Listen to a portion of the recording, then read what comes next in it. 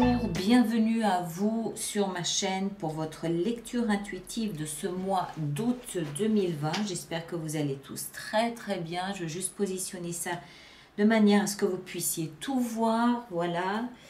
Alors, donc Vierge, signe, ascendant et lune en Vierge, ce message peut vous concerner.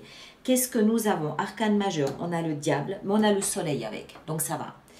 On a ici le jugement et on a le pendu en fin de mois aussi. Très bien, on a des coupes, des épées, des bâtons, coupes de denier. Ah, on a la tempérance aussi, pardon, je l'ai zappé. Tempérance, soleil, pratiquement toute cette ligne ici en bas, arcane majeur. Très bien.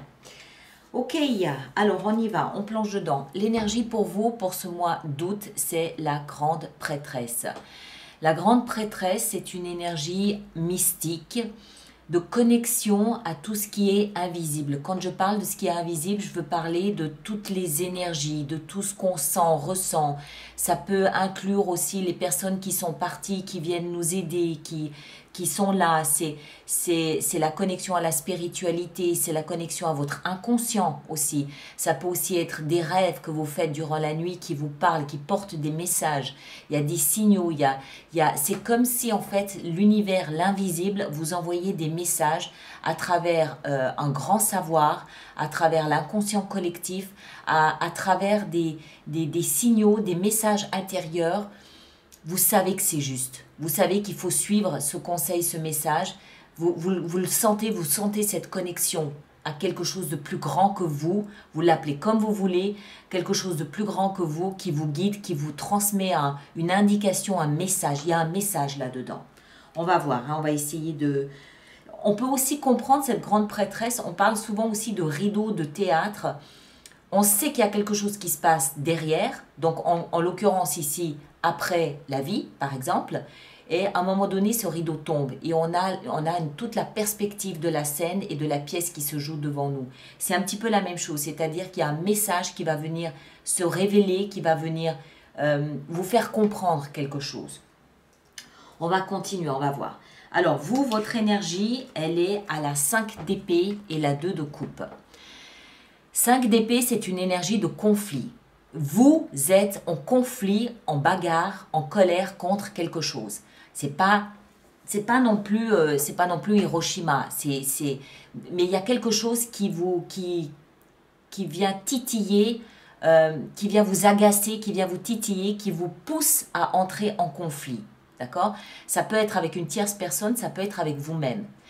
Peut-être en raison d'une relation. 2 de coupe peut nous parler d'une relation, un partenaire ou quelqu'un que vous avez là devant vous qui vous rend toute chose. Et ce conflit peut avoir un rapport avec cette relation, peut avoir un rapport avec cette attirance pour quelqu'un ou cette connexion à quelqu'un. Ça peut aussi être simplement de l'amitié, ce n'est pas nécessairement un partenaire amoureux.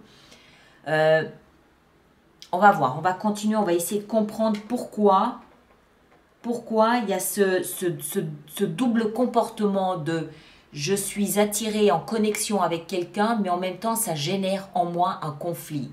Ça peut être vous qui repoussez cette personne, ça peut être vous qui essayez de partir, ça peut être parce que vous voulez être avec cette personne et que ça génère un conflit. Je ne sais pas, on ne sait pas, on va voir, on va continuer, on va essayer de comprendre un peu mieux. Ce que vous désirez le plus, c'est poser tout ce poids, toute cette charge que vous portez sur les épaules. Vous êtes fatigué. Vous êtes fatigué, ça peut être professionnel. Moi, je pense que c'est davantage sentimental.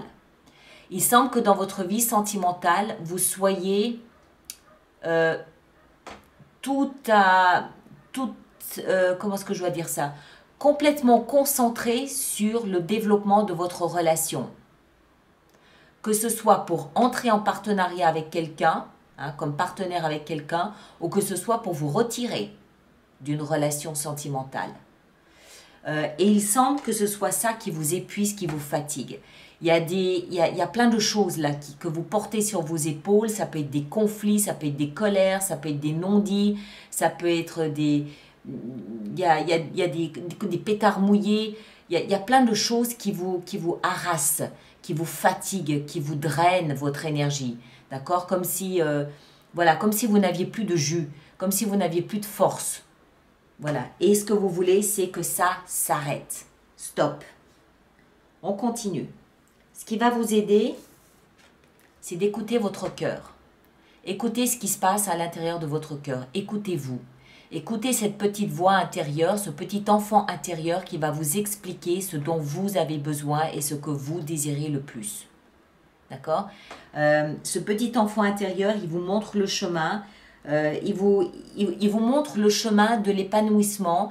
Il vous montre le chemin de la joie, du bonheur, du fait de vouloir passer de bons moments avec quelqu'un d'autre, de vous échapper de ce...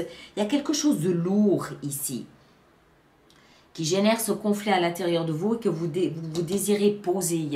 Je veux plus toutes ces... Ça peut aussi être des questionnements, ça peut être de la communication que vous avez avec quelqu'un et qui vous draine, ça vous use, vous êtes usé. Alors, maintenant ça devient intéressant.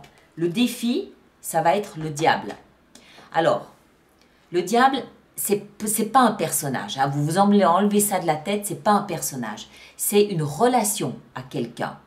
Donc, il peut y avoir, ou un événement, il peut y avoir quelqu'un dans votre entourage, en l'occurrence, ça peut être sentimental.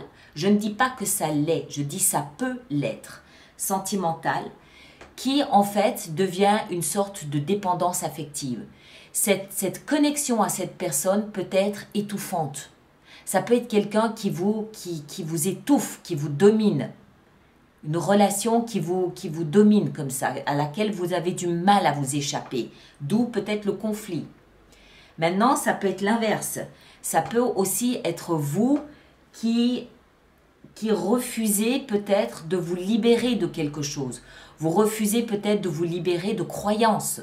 Vous refusez peut-être de vous libérer de... Peut-être que vous vous attachez, vous liez à une relation ou à un événement et en fait le conflit voudrait que vous puissiez vous en détacher. D'accord? Ce diable, encore une fois, ça n'est pas une personne, c'est la relation à quelque chose ou à quelqu'un. Mais ça peut être du fait de l'autre, ça peut aussi être de votre fait. Vous vous êtes peut-être complètement rendu dépendant de l'affection, du regard, de la tendresse de quelqu'un. C'est possible aussi. D'accord? Dans ce contexte, il peut y avoir une vérité qui éclate. Cette grande prêtresse, elle peut aussi être ici, comme l'enfant intérieur, pour vous guider à sortir de cette impasse. Vos rêves, la nuit, peuvent vous donner des indications à ce niveau-là. On continue. Dans votre vie sentimentale, on l'a vu, 8 de denier. Ça veut dire quoi? Ça veut dire que, d'une part, vous pouvez peut-être rencontrer quelqu'un sur votre lieu de travail, mais je ne pense pas. Je pense que cette carte nous explique que vous êtes en train de travailler sur votre approche de la relation à deux ou amicale. Hein. C'est pas nécessairement amoureux, ça peut aussi être amical ou familial. Vous travaillez énormément dessus. Vous essayez d'arrondir les angles, vous essayez de vous rendre le plus attirant, le plus attrayant, de mettre en évidence vos valeurs, vos beaux côtés, vos bons côtés, ce que vous percevez comme étant quelque chose de brillant chez vous, que vous essayez de mettre en évidence pour peut-être attirer quelqu'un, attirer le regard de quelqu'un. Ça peut virer à l'obsession. Ou alors, si vous êtes dans une relation déjà, vous êtes peut-être en train de travailler à votre connexion à cette relation. Peut-être que vous essayez de la rendre plus pleine, plus complète, plus raffinée, plus subtile, plus belle, plus brillante. Ou à l'inverse, vous travaillez sur votre capacité à être indépendant. Mais je ne pense pas. Pour moi, ce que ça signifie, c'est qu'il y a dans votre vie sentimentale une personne et que vous essayez de rendre la connexion à cette personne la plus raffinée possible, la plus attirante, la plus brillante, la plus valorisante possible pour vous surtout. Mais ça peut encore une fois se faire dans un état d'esprit pas forcément idéal. Vous vous acharnez peut-être à rendre quelqu'un dépendant de vous. C'est possible aussi. Il semble en tout cas qu'il y ait une connexion à quelqu'un qui ne soit pas très claire, pas très pas très clair, je ne peux pas le dire autrement, et qui génère un conflit intérieur. Ça vous prend toute la tête, ça vous prend toute votre énergie, vous vous êtes fixé comme un plan de travail pour cette relation, où vous prenez soin de l'image que vous dégagez, en même temps vous vous rendez compte que ça vous fatigue, ça vous épuise, mais il y a un attachement, une relation, une connexion qui dépasse l'entendement, qui dépasse ce que vous êtes capable de gérer, je pense. Je pense que vous laissez entraîner peut-être dans une spirale ici, je ne sais pas. L'enfant intérieur, le petit valet de coupe, il est ici aussi pour vous expliquer de penser à vous, de revenir à l'enfant que vous êtes. Qu'est-ce qui vous amuse dans la vie? Qu'est-ce qui vous fait rire? C'était quand la dernière fois que vous avez éclaté de rire? C'était quand? D'accord? Vous êtes comme obsédé par cette relation. Dans votre vie professionnelle, les choses semblent bien aller. On a la tempérance, donc vous déployez beaucoup d'énergie, beaucoup d'efforts quand c'est nécessaire. Vous êtes capable de prendre du recul, de prendre du repos quand c'est nécessaire. Il y a une notion de patience, vous êtes très patient, les choses sont fluides, les choses sont équilibrées, les choses sont en harmonie. Voilà, tout va bien. J'ai envie de dire tout va bien. Vous comprenez quand votre travail a besoin de plus de présence et vous comprenez quand vous avez une petite fenêtre là pour vous reposer, pour prendre du recul et récupérer des forces. Hein. Beaucoup de patience et beaucoup d'équilibre dans votre vie professionnelle. Dans votre vie intérieure, votre vie spirituelle, on a le soleil. Alors, j'aime beaucoup. Pourquoi? Parce que le soleil est le pire ennemi du diable. Le diable, symboliquement, il représente l'obscurité, la pénombre. Le soleil, c'est l'inverse. C'est la joie, c'est l'amour, c'est la lumière. Donc, je pense que ce soleil, d'autant plus dans votre vie intérieure, donc ça veut dire que ça va venir de votre noyau intérieur, va venir jeter un trait de lumière sur votre comportement. Parce que ça, c'est votre comportement à vous, d'accord, qui est mis en évidence ici. C'est comment vous réagissez à une relation ou à un événement, encore une fois. C'est pas l'autre, c'est vous. Ça, c'est votre comportement. Donc, vous allez comprendre, il va y avoir une espèce de révélation, de lumière, d'épiphanie, le rideau est levé et je comprends. Hein, il y a un ray de lumière sur mon propre comportement face à quelqu'un ou face à un événement. Et avec cette lumière va venir à nouveau cette chaleur de ce valet de coupe qui va vous montrer, lui, qui va vous guider pour vous montrer où avoir, comment avoir des moments de joie, de bonheur, de plaisir sains, mais qui vous nourrissent. Parce que ça, c'est pas nourrissant. Ça, c'est limitant, c'est étouffant. C'est pas nourrissant. Ça, c'est nourrissant. Ça, c'est nourrissant. Et ça va venir de l'intérieur, comme une espèce de « ça y est, j'ai compris ce que je dois changer dans mon comportement face à l'autre ou face à un événement ou face à cette relation pour retrouver le chemin du bonheur, de la joie, de l'éclat de rire, des bons moments, voilà, des choses comme ça. D'accord? Et en fin de mois, Eureka, on a le jugement et le pendu. Ça veut dire quoi? Ça veut dire que enfin vous parvenez à changer votre point de vue, votre regard, vous changez d'avis, d'opinion sur une situation et le jugement, vous prenez une décision sans retour possible en arrière. Vous vous engagez dans une résolution, dans une décision qui ne permet pas le retour en arrière. D'accord?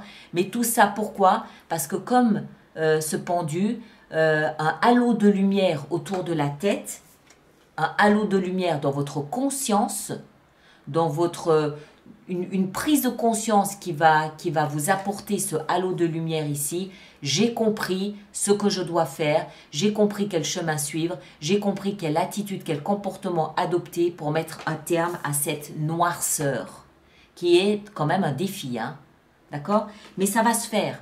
Vous avez plein de cartes qui nous expliquent qu'il y a une espèce de « ça y est, j'ai compris ». D'accord? Une illumination et la lumière fut et ça y est, le soleil. Et ce que j'aime, c'est que ça vient de l'intérieur et ça sort à l'extérieur. On vit de toute façon à l'intérieur. Ce qu'on porte à l'intérieur de soi, on le sort à l'extérieur et pas l'inverse. Ça, c'est quelqu'un qui se nourrit de l'extérieur. c'est quelqu'un qui prend quelque chose, une relation, un regard, un amour extérieur et qui le met à l'intérieur. Ce qui fait que vous êtes perpétuellement dépendant de cette connexion. Alors que le soleil, il est en soi. Donc vous êtes perpétuellement irradié par votre propre soleil. Vous n'avez pas besoin de prendre quelque chose de l'extérieur pour l'emmener à l'intérieur. Au contraire, vous pouvez à ce moment-là vous nourrir d'autres personnes. Et ça va vous permettre, encore une fois, prise de conscience, eureka, ça y est, j'ai compris, décision, boum, on ne revient plus en arrière. D'accord? Donc, somme toute, je pense que c'est un mois de... Je me rappelle aussi, le mois dernier, vous aviez la tour. Le mois de juillet, vous aviez la tour. Donc, il y a dû se passer quelque chose durant le mois de juillet qui vous a peut-être fait prendre, qui vous a permis de mesurer l'ampleur de cette noirceur. D'accord? Et à partir de là, vous faites votre cheminement. Et en août, ici, grande illumination, grande compréhension. La grande prêtresse qui vient ici aussi vous apporter cette prise de conscience. Alors, on va faire notre extension avec tout ça. Donc, je rappelle que pour toutes les personnes pour qui cette lecture fait résonance, il existe un approfondissement, une extension qui se trouve sur mon site internet alice-nicolas.com. Le lien sera directement dans la boîte de dialogue ici dessous. Et toutes les personnes qui viennent régulièrement, 8 de bâton, communication, les signaux extérieurs viennent vous montrer la vérité. Toutes les personnes qui vont régulièrement se procurer des extensions, je vous rappelle qu'il existe un système d'abonnement aux extensions qui est économiquement plus intéressant pour vous. Roi de bâton, excellent. Économiquement plus intéressant pour vous. Toutes les informations sont dans la rubrique abonnement du site internet. D'accord? Alors, 10 ici, 9 de coupe. Voilà, c'est exactement ça. Vous avez un rêve, vous avez un désir, vous voulez le réaliser. Clair, évident. Et vous allez comprendre ce mois d'août comment y arriver, comment y parvenir. Le valet de coupe ici, on a la 9 de denier, excellent. Excellent. Et sur le diable, qu'est-ce qu'on a sur le diable? On a l'as de bâton, excellent. À nouveau, regardez comme elle change de berge, cette jeune fille. Elle quitte une berge pour une autre berge. Ça peut être un comportement aussi. Hein. Dans la 8 de denier, ici, dans votre vie sentimentale. Ah, voilà. Il y a du rififi dans la vie sentimentale. Alors, tempérance dans le travail, on a la 6 de denier, excellent, punaise, superbe. Le soleil dans la vie intérieure, on a la 3 de coupe, excellent toujours. Et en fin de mois, le jugement et le pendu, qu'est-ce qu'on a? La reine de denier. C'est vous ça. Très bien. Vous revenez à qui vous êtes en fin de mois. Ok, superbe. Alors, vous allez bien évidemment aller regarder votre signe ascendant et votre signe lunaire. Ça va vous donner d'autres informations pour cette lecture du mois d'août. Et puis, merci de partager parce que les autres personnes sont toujours friandes de savoir comment vous vivez ce mois d'août. Donc, merci de faire des commentaires, de partager, de liker, ça c'est important pour moi. Et puis, on se retrouve au courant du mois d'août pour une petite fenêtre sur soi, d'accord? Merci à vous tous, le lien est là-dessous et à très bientôt. Merci beaucoup.